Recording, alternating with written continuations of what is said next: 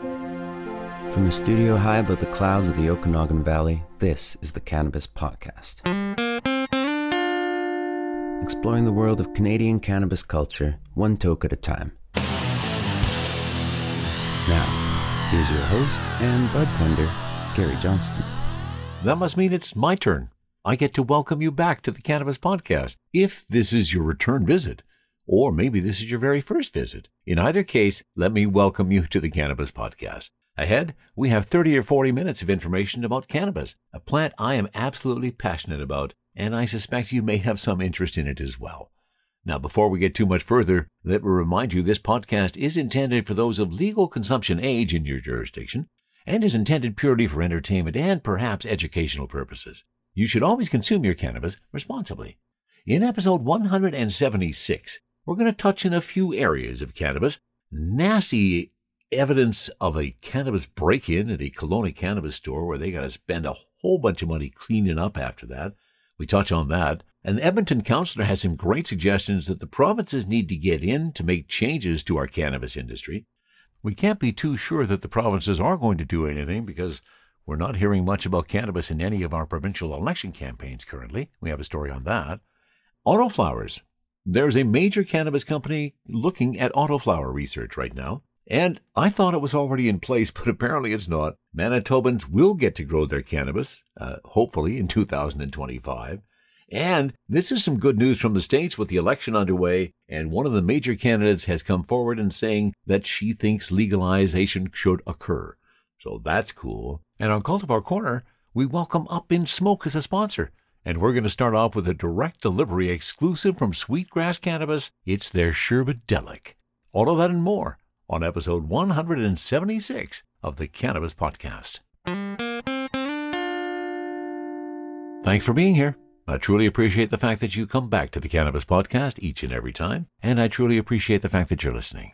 I also want to thank my supporters, Jordana at buymeacoffee.com/cannabispodcast. If you feel so inclined, you can do the same thing and go there and buy me a doobie, just like Tony did. If you remember Tony, and not you, Tony, I'm talking to you, Tony. That's the Tony I'm referring to today. And Tony left me a note as well after he bought it. So thanks for the info about CHS and the shout-outs. I'm excited to see what you have in store with us for changes to your programming. And I am excited about that too, Tony. You're going to hear about that very soon. And thank you so much, Tony. I appreciate the fact that you bought me 5 doobies. I love it. I always enjoy when I get some support from you. Thank you so much for being here.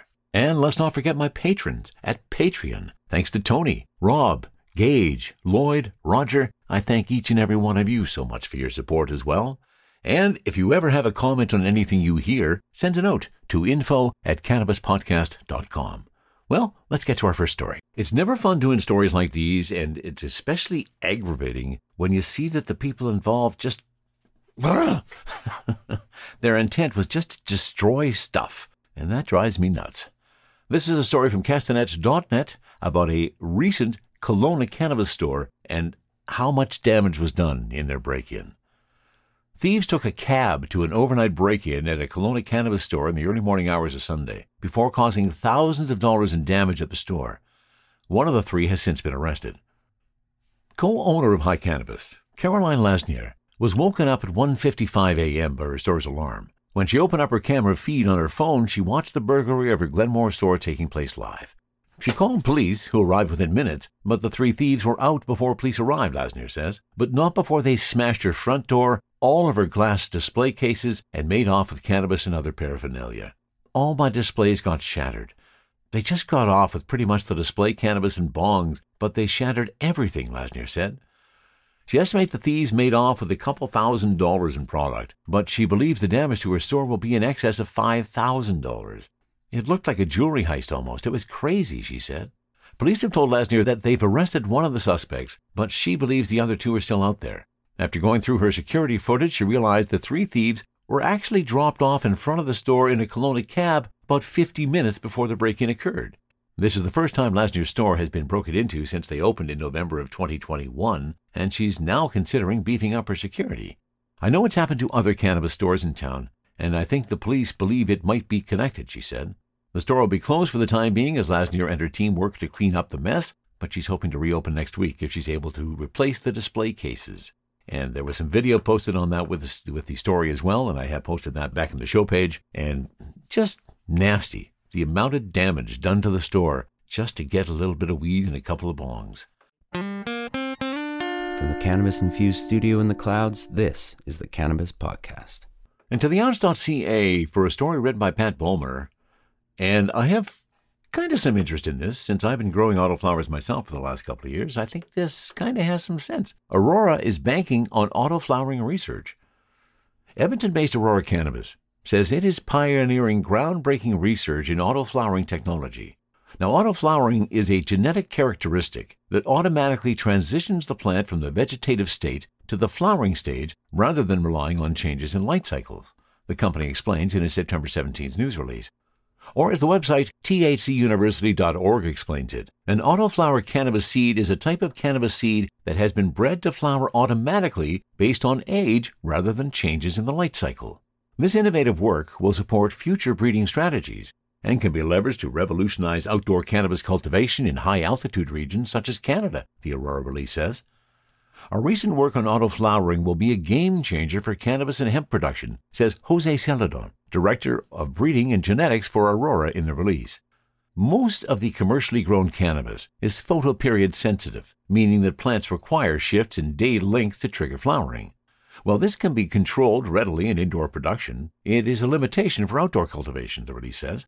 Aurora's new genetic patent enables it to identify and select for the autoflowering trait, the company adds.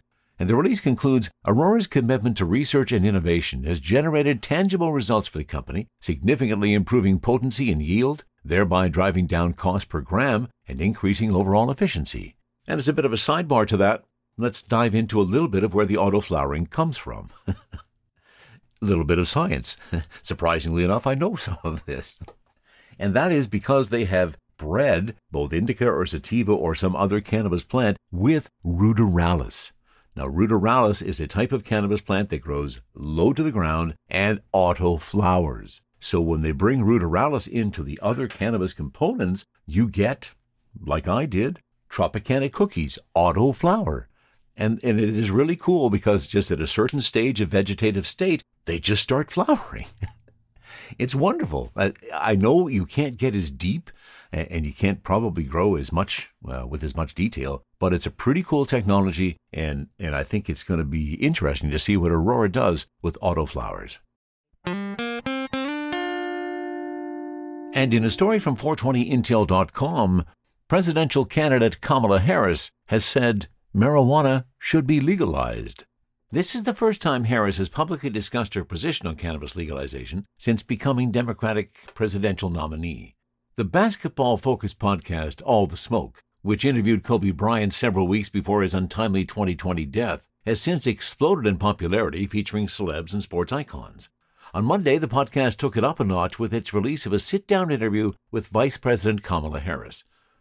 Podcast hosts and former NBA players Matt Barnes and Steven Jackson talked with Harris about policy issues, the economy, upcoming elections, social justice, and more. Naturally, cannabis legalization also came up in the 47-minute conversation. The Washington Post called nabbing Harris for an interview a coup for a podcast with popularity that has remained largely confined to sports and entertainment.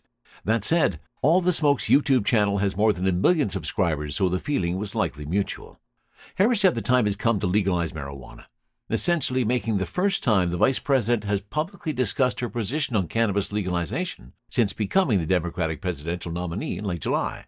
I just feel strongly people should not be going to jail for smoking weed, and we know historically what that has meant and who has gone to jail, Harris told Barnes and Jackson. Harris was apparently referring to the racial disparity in cannabis possession arrests. On average, black people are 3.6 times more likely to be arrested on marijuana charges, according to AACLU data. Second, I just think we've come to a point where we have to understand that we need to legalize it and start criminalizing this behavior, she said. And actually, this is not a new position for me. I felt for a long time we need to legalize, so that's where I am on that. The episode came out just one day before the first and probably only debate between the vice presidential nominees. Barnes mentioned Donald Trump's snide remarks on Harris's racial identity and asked how she felt about people questioning the fabric of who you are. Harris, whose mother is of Indian descent and whose father is Jamaican, seemed unfazed. I'm really clear about who I am, and if anybody else is not, they need to go through their own level of therapy. That's not my issue, she said. Interesting story from that perspective. Nice to hear that at least one of the presidential candidates is saying legalization of cannabis should occur. Nice to hear that Kamala Harris has some good ideas for the future of cannabis. Now, we just have to see if she gets elected. We teased about it last week, and now we're going to stop teasing. And I want to welcome Up in Smoke. I'm from 258 West Broadway in Vancouver as a sponsor of Cultivar Corner. Yay! You can hear the applause in the background. I'm thrilled by the fact I think we are going to work very well together. Now, of course, they are a legal cannabis store, and we're just going to mention who they are and where they are. They are on West Broadway in Vancouver. In fact, at 258 West Broadway in Vancouver. So Up in Smoke is a family-owned independent dispensary that your stoner friends talk about. We specialize in hard-to-get delivery products combined with a curated selection of the finest products available via the BCLDB. We strive to bring the best available and break as many new products and producers into the market as possible. We're the source for the BC Craft Cannabis fire you've loved all your life and feel like you're missing. We constantly seek the best new products and have met and seshed with your favorite producers. Our orders are packed directly at our store with no warehouse or packers. Our Up in Smoke family is sending you what we think is the best in the market directly from our shop drawers. And now that kind of wraps up why this is so appealing to me. As I mentioned before, when I started Cultivar Corner, I envisioned an opportunity where I could tell you what I'm smoking, and you would have an opportunity to get that through the legal cannabis world. And that became a little difficult in the way I was doing it before, in that I was just kind of picking something, and it was where I was able to buy it from, which cannabis store, and sometimes that wasn't available all across the country. Well, now, as we look to Up in Smoke coming on as a sponsor, the direction is going to change a little bit because Up in Smoke does a lot of good direct delivery purchasing. And that means that there's access to some very select cannabis cultivars that you may not have access to elsewhere. So that means because you can go to itsupinsmoke.com and access their menu and have it shipped directly to you through mail order, we've reached nirvana. I can tell you about a weed that I'm featuring on Cultivar Corner, and you can purchase it.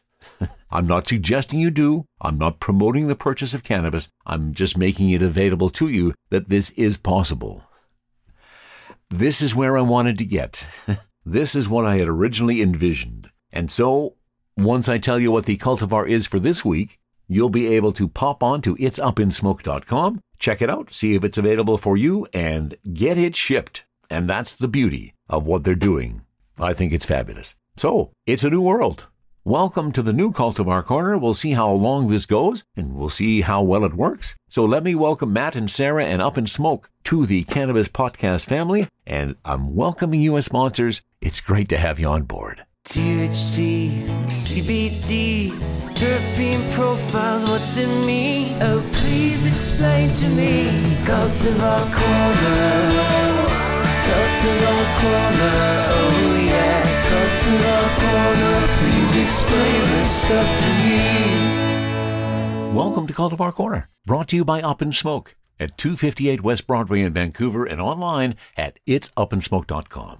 Check them out today for some direct delivery exclusives like we're sampling today. Sweetgrass Sherbadelic. Yes, you heard me right. We've tried Sweetgrass before. We've liked everything that we've tried from them before. This is an exclusive through direct delivery, and this Sherbadelic is 3.5 grams, and THC is sitting at 26.9, and my total terps are sitting at 3.5.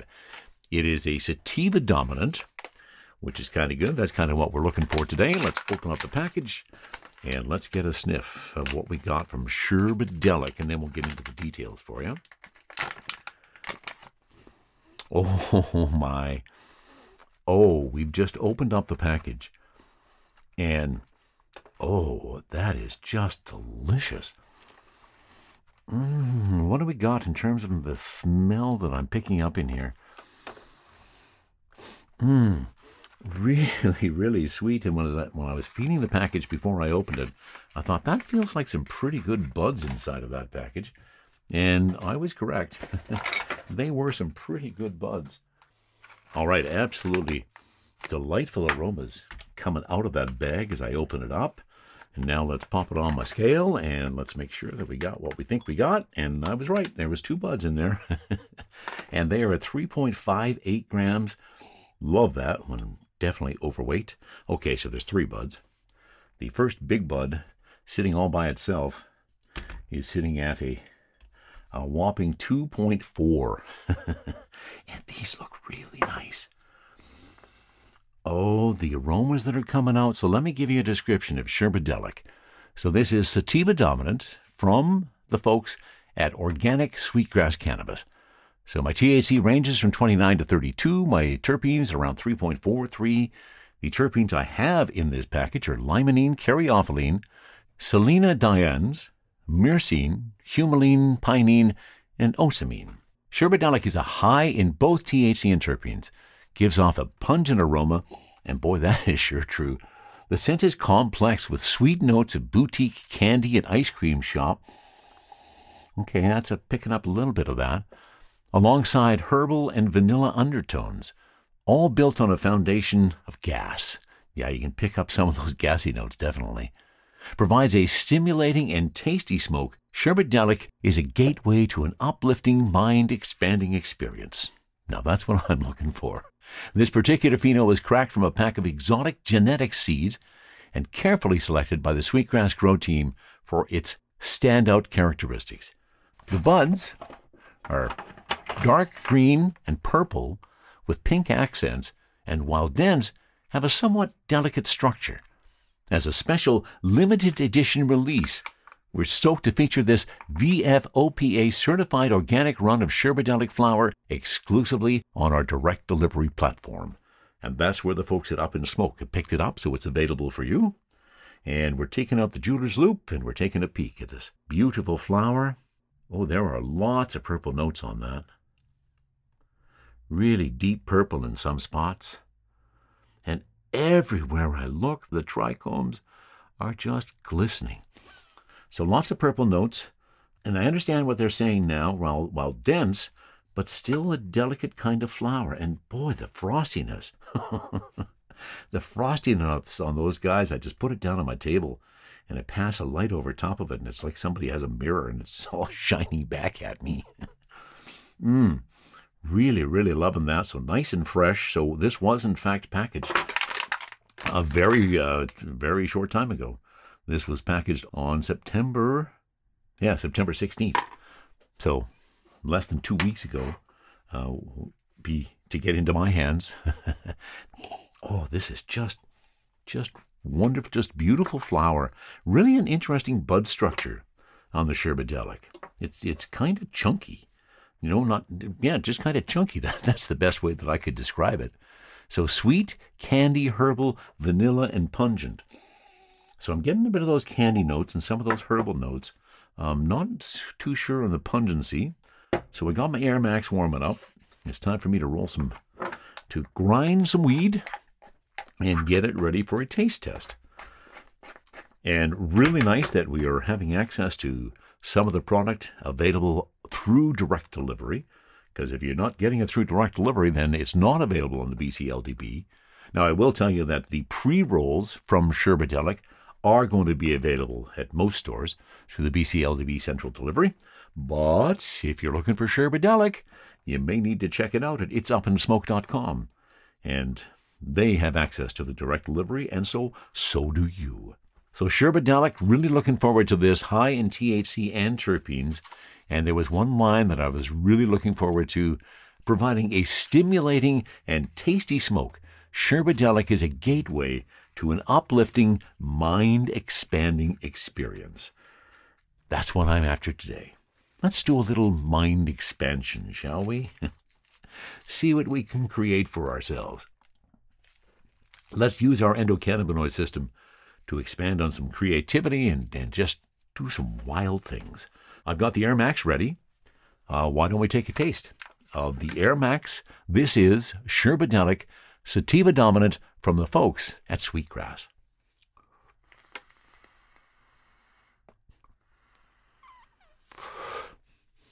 Oh, I can see why they say it's on a foundation of gas. That's really heavy when you're pulling it in off of the vaporizer. And some of those candy notes are coming through too.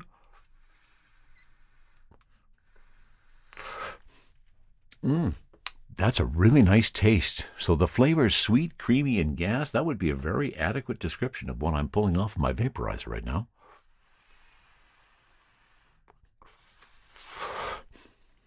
Oh, very nice.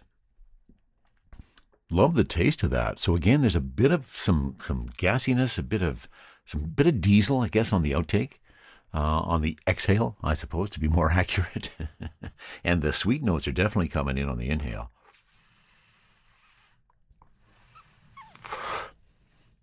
Oh, that's a really nice taste from the Air Max. Oh, and even a little bit of a buzz happening. So let's try the joint and see what our smoke is like, see what our ash is doing.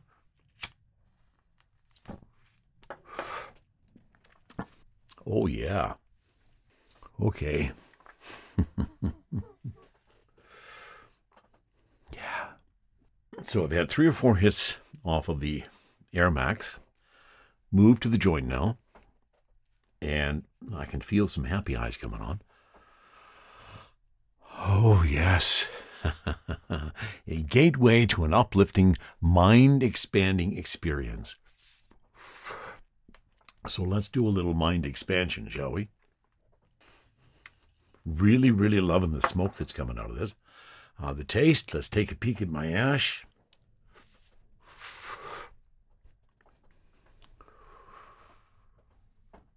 All right, we'll let the joint roll for a little bit. We got a nice little ash on there now, and it is predominantly gray. And she drops off very nicely. It's a smooth smoke. I'm not finding anything harsh that's happening in my throat today.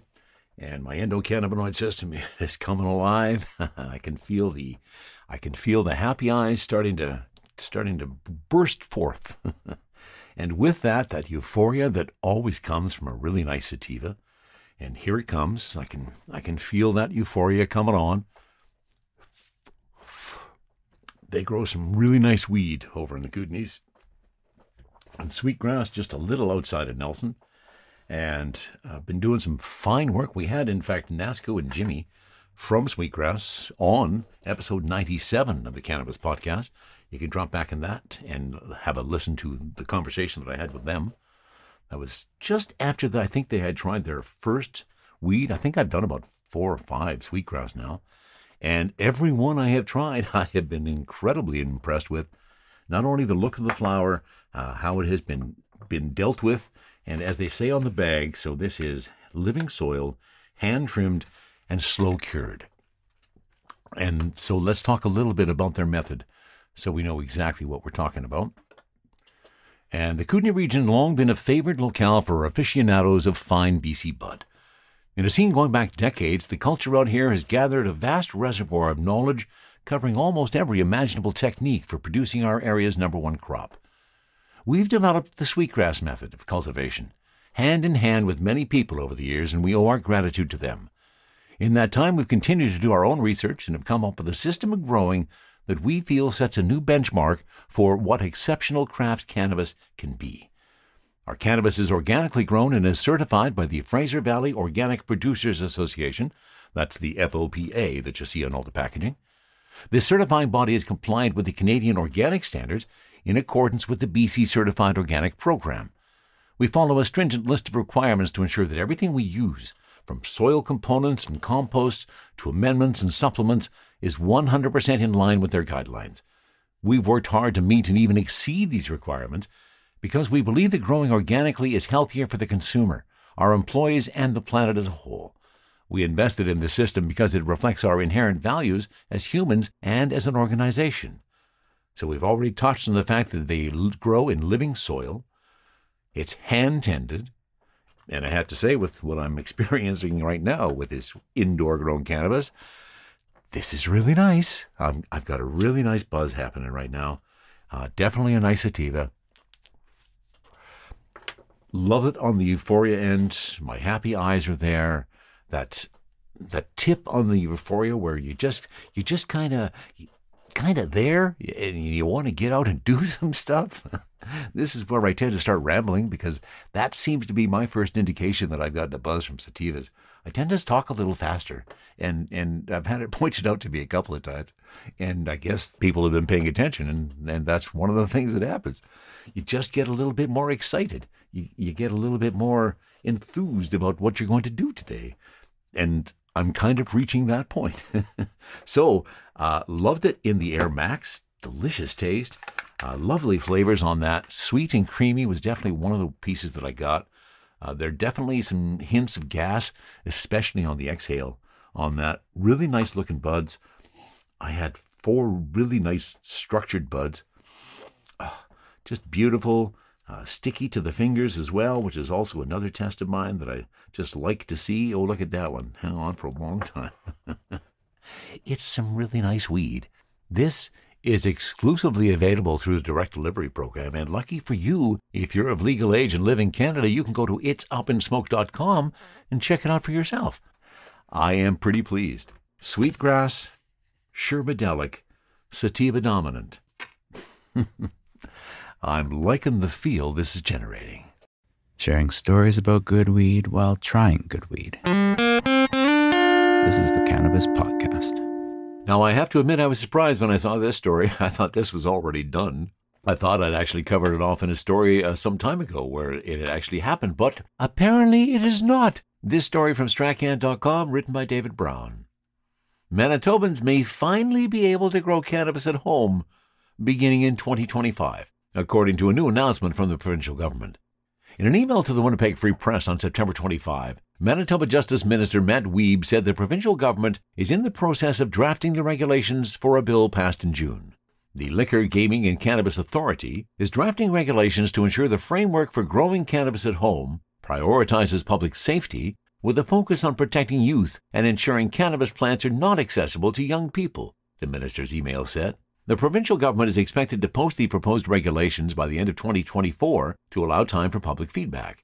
This is the change in the plans announced in June, when a source with the Manitoba government told Strachan that such rules would be expected to be in place by November of 2024. When the bill was being debated in Manitoba Parliament earlier this year, the Progressive Conservative opposition brought up concerns that they were passing a bill that had not yet been written. Only once the regulations are finalized will people in Manitoba be able to grow up to 4 plants at home. Specifics such as where plants can be grown on a person's property are still unknown. Who will monitor these grows? And who will monitor the sale of the seeds to produce these cannabis products, as PCMLA for Brandon West's Wayne Belson, where the bill was debated earlier this year. The penalty in Manitoba for growing cannabis at home is currently a $2,542 fine, as well as up to 1 year in prison and forfeiture of personal property. That just stuns me. Clearly that was an aside. Manitoba and Quebec are the only 2 provinces to ban growing cannabis at home. In April of this year, the Supreme Court of Canada upheld Quebec's ban on homegrown cannabis, ruling that the province has the authority to enforce such a ban, even in the face of federal rules allowing up to 4 plants per household. We'll figure out the details of precisely where you may grow them, but we hope you can grow your cannabis plants in Manitoba in 2025. From a studio high above the clouds of the Okanagan Valley, this is the Cannabis Podcast. And for this story, we're going to Strachan.com, this one written by David Brown. In the lead-up to legalization, cannabis policies were the darling of nearly every elected official seeking to attach their names, positive or negative, to the headline-grabbing topic. From federal politicians to provincial and municipal, everyone suddenly had a lot to say about cannabis. But fast forward some 6 years later, and most politicians act like they've never heard of cannabis or the cannabis industry. Is not much of an issue on the federal stage. BC, New Brunswick, and Saskatchewan all have provincial elections this fall, and cannabis is essentially not on the radar. Outside of the issue of impaired driving apparently being an election touchpoint in Saskatchewan, at least for the Saskatchewan NDP, cannabis hasn't arisen as an election issue at all. In New Brunswick, the ruling Progressive Conservative Party of New Brunswick, which initially sought to dismantle the province-run retail system, first established by the New Brunswick Liberal Party, has since taken the lead in preserving the existing retail framework, including adding new stores and allowing some private stores. The province also now boasts the most streamlined and affordable cannabis farmgate program in Canada. The New Brunswick Liberals apparently have not mentioned any provincial cannabis-related issue, and the provincial Progressive Conservatives are not campaigning on the issue either. In BC, Despite an increasingly close election with the Conservative Party of BC surging in the polls in the past few months, neither party is touching the issue at all. Questions Stratcan sent to BC's Conservatives were met with a polite decline to comment. This shouldn't be all that surprising. The concept of legalizing weed was a vote-getter back in 2015, as was opposition to it. The legislative lead-up to the historic policy shift in the years, months, and days leading up to October 17, 2018 was ripe for politicians at all levels of government to get some easy publicity for their various bases. But now that the fun and exciting stuff has been done, most voters, and therefore politicians, have moved on to newer and shinier, or at least more pressing issues. While the industry might want to blame these politicians for its failures, I would argue this is also a failure of the industry to more effectively interest voters in the issues that are impacting the industry. In BC, the local industry has numerous complaints regarding various provincial rules.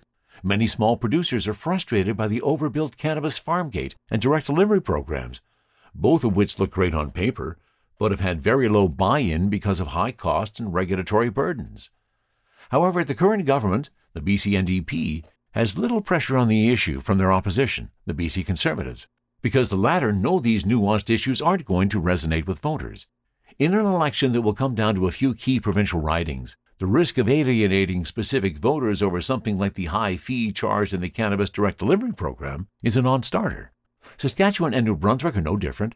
Beyond one Saskatchewan NDP opposition critic calling out the province's heavy-handed crackdown on cannabis detention in drivers, the issues that might face the industry there, high taxes, market saturation, are not going to be important to the vast majority of voters. New Brunswick's elections are focused on issues like immigration, the opioid crisis, and the cost of living, not the limits producers and retailers face with edible THC limits. In a way, this is a normal evolution of this subject from activism around the general concept of legalization, an issue broad enough to rally people around, to the niche nuances of a boring old agriculture and consumer packaged goods sector. But it's also an example of an industry that perhaps got used to enjoying all that easy attention from voters and politicians and didn't have a plan for how to stay a part of the conversation. As the next federal election approaches, likely sometime next fall, the industry would be wise to find ways to convey these issues to the general voting public that can grab their attention. Because without voters, politicians have little reason to listen either. Excellent article, David. That kind of puts things into perspective of why you're not hearing a lot about it in the current elections that are undergoing in 3 provinces. I wish we were hearing more about it. Maybe I have to go to an all-candidates forum and ask that question. And for our next story, we're going to Stratcan.com, this one written by Dave Dormer. When Ontario Premier Doug Ford posted a video to social media of him smiling and clinking cans in front of a convenience store display to celebrate the start of beer, wine, and mixed drink sales, it signaled the province's support of the liquor industry and desire to see it grow. Posted to Ford's Instagram account on September 5th, the change to allow liquor sales at more than 4,000 convenience stores gives consumers more choice and convenience, he said, and will be expanded to include grocery and big box stores in the near future. Delivering on our promise to treat people like adults while giving small businesses the chance to grow and create more local jobs, read the post.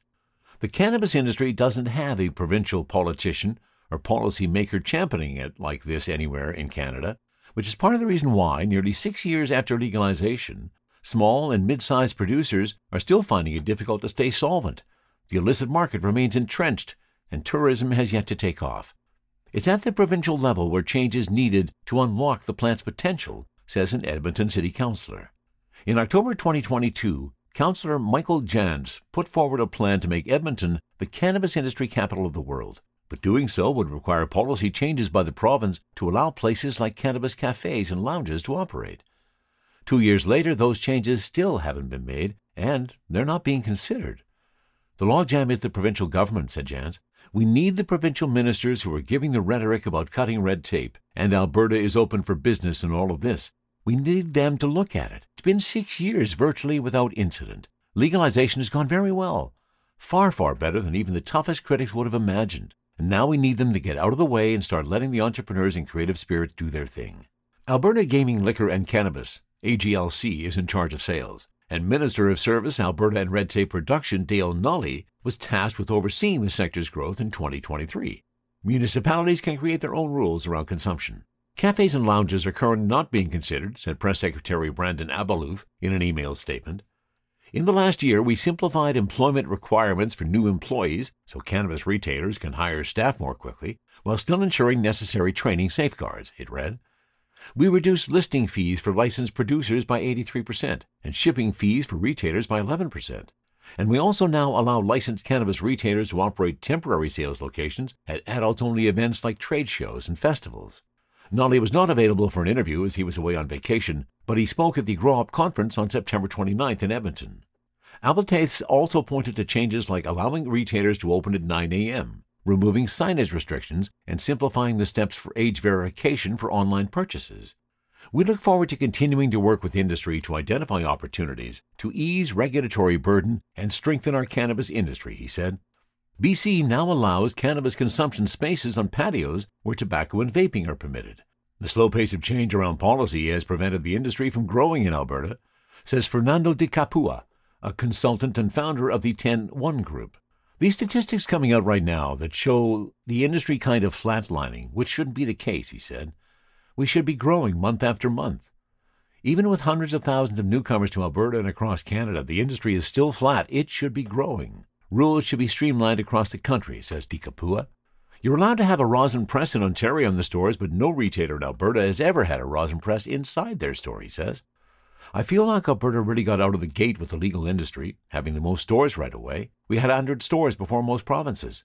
We jumped the gun at the start of legalization, and I feel like other provinces have caught up and passed the AGLC in terms of deregulating and allowing for smoother performance of the industry. Along with cafes and lounges, De Capua says allowing farm gate sales and direct delivery from producers to retailers will make a big difference. We legalized the plant, but we still have all these precautionary business tactics in place. It kind of feels like the industry has handcuffs on, or training wheels. Interesting perspective from an Edmonton City Councillor, and it's true. The provinces have to come to the table. That's where we're going to see some true change, and let's hope we start seeing it soon. We've done it. We've reached the end of another episode. Thank you so much for being here. I truly appreciate it. Hope you enjoyed the information presented today. And let's finish with a couple of chuckles to our face. Always like to have a smile on our face when we finish off. I asked my doctor if marijuana was a gateway drug. He replied, no, it's more like a revolving door. I went to a marijuana dispensary and asked if they had anything for a headache. They said, yeah, it's called a vaporizer. Why was the marijuana plant a terrible employee? It always took too many smoke breaks. I tried smoking marijuana once, but I couldn't find the remote control for the TV for 3 hours. I like that one. Marijuana is like a support group for plants. They all just want to grow together and chill out. And how do you get a stoner to take out the trash? Roll it up and tell them it's a joint. Now, that implies that we are really dumb. We're not that dumb. And I know that you understand that. And I'm just putting that out there just to bring a chuckle to your face. And that pretty well wraps it up. That's it. From the guy in the clouds for episode 176 of the Cannabis Podcast. From the cannabis-infused studio, high above the Okanagan Valley, this was the Cannabis Podcast.